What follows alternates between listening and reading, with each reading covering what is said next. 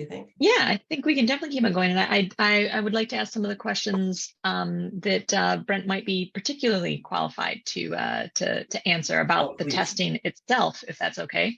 Oh, please. Um, yeah, so Jean says change starts with awareness. Didn't know it was this easy to do. Thanks. So she's curious, does it matter what time of year you get the soil tested?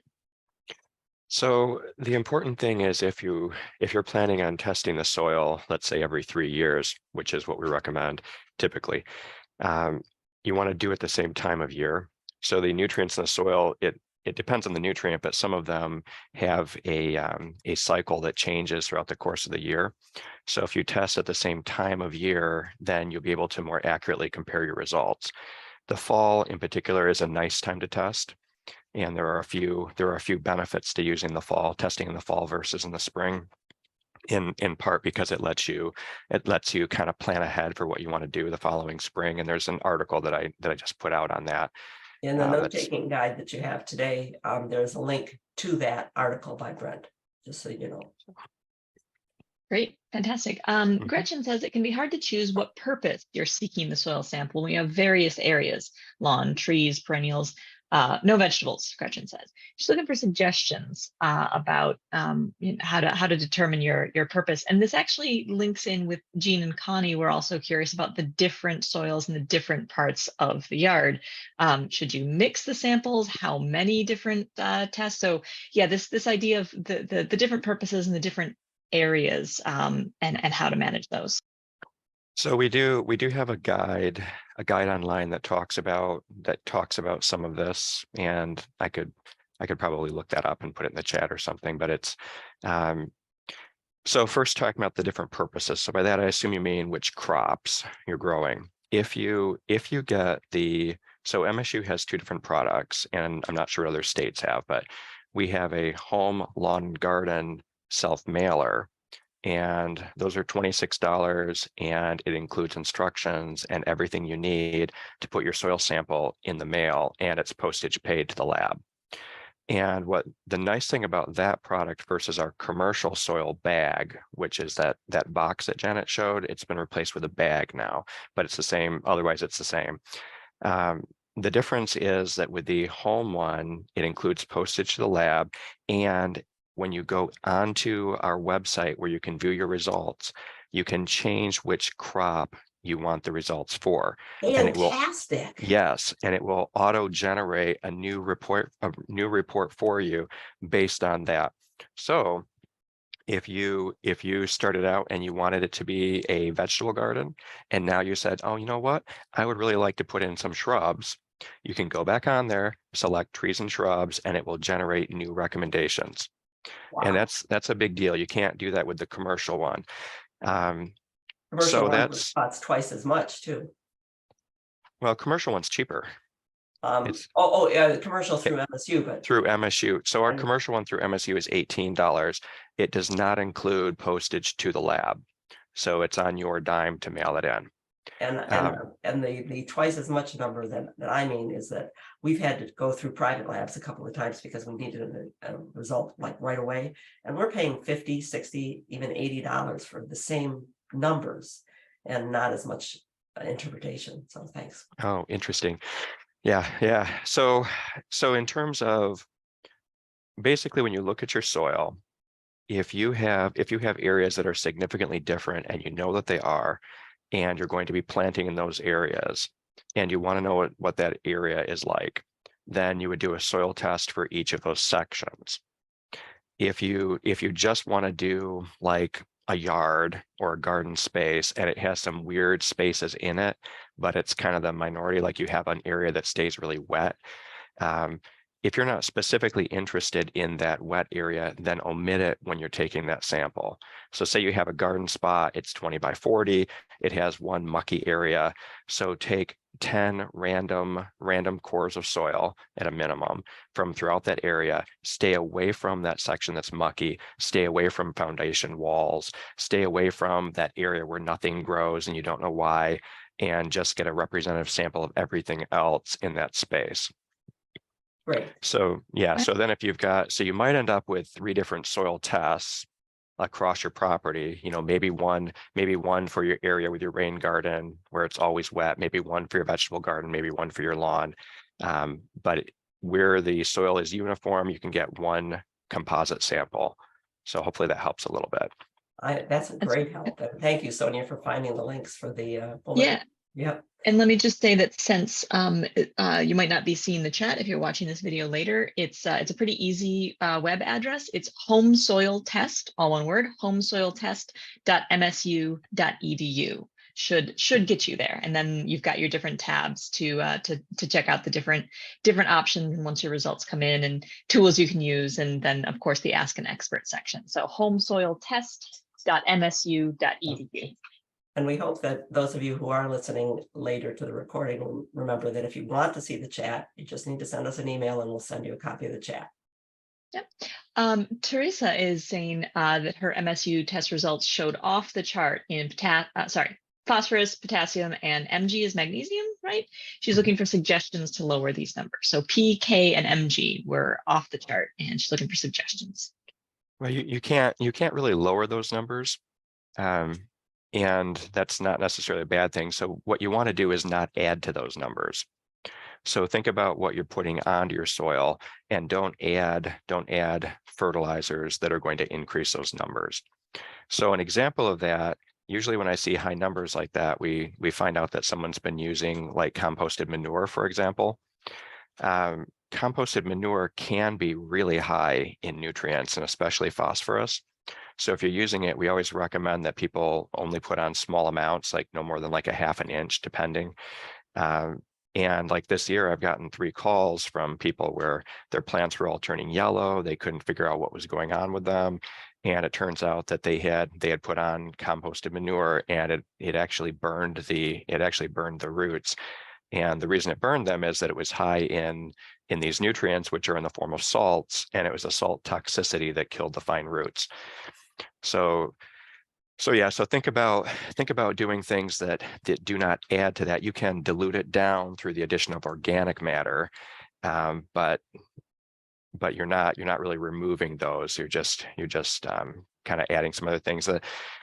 The thing to look for is the balance in the soil. So when you have some numbers that are really high, they can compete with other nutrients. So you might find, for example, that with those numbers high, you might find that your plants are not showing very good vigor, in which case you might need to add a little bit more nitrogen than you normally would because of the competition. But hopefully that helps a little. I think that helps a lot. And Absolutely. there are simple nitrogen sources. Blood meal is one. I mean, there are places where you can buy just a 100 or 1000 fertilizer. That's what you want to use. And Nancy, sorry, go ahead, Brent. Sorry. I was going to say that the trick with these organic sources, they are very, very slow to release. So, organic growers have a few more challenges, right? So for example, let's say that you're growing, something like cucumbers, and you don't have a lot of nutrients in your soil, and you use just the organic fertilizers, then you might end up taking, you might have to use a lot of different sources of nitrogen fertilizer, organic sources that are all slow releasing in order to try to get that up. Whereas for people that use the inorganic forms, the plus is that it kicks in very rapidly. Within 2 weeks, you've used up most of them. The negative is that it can also very quickly volatilize into the air, or it can leach into the water, especially if you're on sand, like Janet was talking about. So it's a balancing act, depending on whether you're using the organic forms or the others. If you're going to use the organic ones, the fall is a really good time to put them on, because it takes so long for the nutrients to begin to release. So say you're doing trees, you have a maple tree that's chlorotic, you want to give it a little boost of nitrogen, then putting on that organic nitrogen source in the fall is a great idea. If you're going to use an inorganic form, then you don't want to do that. We want to wait until the spring, otherwise you've lost all of it over the winter. Okay, great. And speaking of spring and winter, we had a question from Stacy about, she's looking for to prep a large area for a vegetable garden that will have raised beds and in-ground planting to be planted next year. take a soil test this year, wait till next year right before planting? Should I take samples from both the in-ground area as well as the raised bed area, or just the in-ground area? I think, Stacey, it sounds like probably both areas would be good, but in terms of timing, Brent, this year, next year, will it matter? For the in-ground, not so much. For the raised bed, it depends if you're just building the raised bed now and you're putting all this organic matter in, there's a lot of microbial action that's going to be happening in that soil. So it's kind of hard to know, like kind of depending like on how warm the temperatures are, how moist that soil is kept. You know, you might see some differences in the availability of some nutrients. I mean, typically I'm thinking if you're going to send in one sample now, you may as well do them both, but there could be, it could take a while for the soil parameters to kind of settle. The other thing I want to mention is if you're doing raised beds and you're not using mineral soil in it, then you won't be able to use the MSU soil tests. You'll need to use what's called a greenhouse media test. And those, so for example, we partner now with A&L Great Lakes Labs, and there's other commercial labs and private labs. But you would have to contact, you know, them, for example, and send in a sample for that greenhouse media. And the reason is that the tests that are run in the lab, if it's not a mineral soil, they will not give you accurate results. Okay, so mineral soil. So mineral soil means that it contains the clay, the silt, the sand. It has actual minerals in it, versus if you buy potting soil, like a potting mix, it's going to be made out of primarily sphagnum moss or coconut coir, or you know, pardon? Bark. Bark, yeah, exactly, like a shredded pine bark. And those have to be tested differently. So when people do raised beds, you know, commonly people might do like a third compost and a third sphagnum moss, and a third, some other kind of organic matter. And things can grow in straight organic matter, but you just can't test it the same, and it will break down over time. So your bed will settle, and you'll have to add more compost or something to build it up if you go with a straight organic matter. I'm not sure if I hit all the questions in there. Yeah, it was a lot of questions, but I think you hit it, and I think just in general the conversation I'm hoping is helpful to Stacey for thinking about what she's doing with her bed. Great. So our how does our chat field look? Are we pretty much clear with questions? We are almost done. We've got David and Linlin's questions that I think can be combined. David is renovating a garden with shredded leaves for organic matter. He's wondering when, it doesn't matter when he puts them out in the fall, and 2 to 4 inches deep. Is that okay? Linlin is asking, when you're adding organic matter material, how thick do you lay it, and when is the best time of year to add it? So kind of the same question. The only difference being if we've got more complicated organic material than just shredded leaves. I'll let you talk, Brent. Well, I was thinking I might defer to you, but I will say, so leaves, one of the things with leaves, if you go too thick on the leaves, then they have a tendency to clump together. And then when the rain hits it, the rain will run off of it instead of going through it. Because of that, we tend to recommend something kind of in that 3-inch range. I know you can get away with more, especially if you mix it in with the soil. But if it's just on top, I would probably limit it to about 3 inches.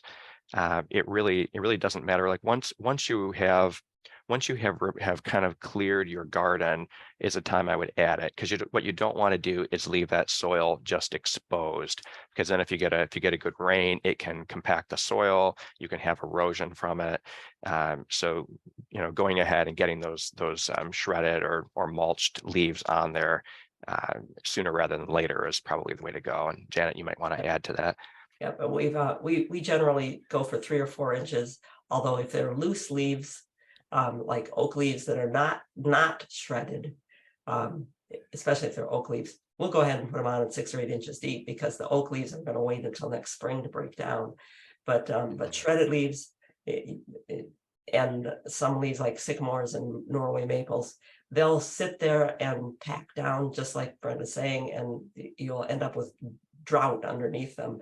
So we aim for the 3-inch layer on of compost on top of things, or compostables on top of things. I've seen people recommend putting 8 inches, 12 inches on, and I think that just starves the soil underneath and has that problem of runoff off the top of it rather than infiltrating the whole thing. Yeah, and besides just drying it out, you also cut down the oxygen going down to the microbes. And once you start to starve microbes of oxygen, they start to die off. And that's the last thing you want to do, is be killing your microbes. Yeah, leave the soil to live. It is. I did ask a chemist one time about adding vinegar to water to make the water more acid, and he said, "Well, that's fine. You can make the water more acid." He said, "But once you pour it into the soil, all bets are off. The soil is alive. There's stuff going on in there. None of us are going to touch what exactly happens when you do it." Just. But especially because a chemist can't. Oh, go ahead. Sorry, Brent. Oh no, you go ahead. I was just saying, because a chemist can't tell you about what the fungus are going to do. Once fungus are there, no one is really sure how they're working. They're much smarter than us and much stranger. Which is so neat about the whole gardening field, right? Because we have different rules of thumb, and they come from research. They come from real research. But then there's all this nuance, like the difference in the oak leaf versus a maple leaf. And whether you can pile one 8 inches deep versus another, and there's all kinds of nuances that go into this. So yeah, it's very fun. That's why it's great to get 100 people together to talk about gardening, about topics like this that we can't talk to anybody else because their eyes glaze over or roll back in their head and they won't listen to us anymore. Yeah, thank you very much for being here, Brent, to help out. I'm assuming, Sonia, that takes care of the questions we have. I think so. The only question that I have left is from Elizabeth about how you improve the soil after it is already planted, because I think a lot of this has been about bed prep. But I think the advice that we've been giving works for planted beds as well, especially around things like adding the organic matter. And we can get into it more, Elizabeth, in 2 weeks. We're going to talk about compost and mulch, because fall is the time that nature does this kind of thing. And we'll talk, because that's what you're going to do. You're going to compost and mulch, compost and mulch, compost and mulch. That improves the soil after it's on. But we'll talk more about that in upcoming webinars. I'm really glad you could all be here today. I'm sorry that we ran a bit over, but I'm never sorry about talking to people about gardening. Thank you, Sonia. Thank you, Brent. Thank you, everyone, for being here. We'll end testing and improving soil at this point next Saturday, because we're now on the fall busy schedule. So we'll be once a week for a little while here. We'll talk about planting, and we'll finish up the pruning basic rules for those who wanted to stay after, as we did last time. Thank you very much. And we'll hope that you enjoy this wonderful day for gardening. Thanks for being here, Brent. Yep. Thank you so much for having me. Take care. Bye now.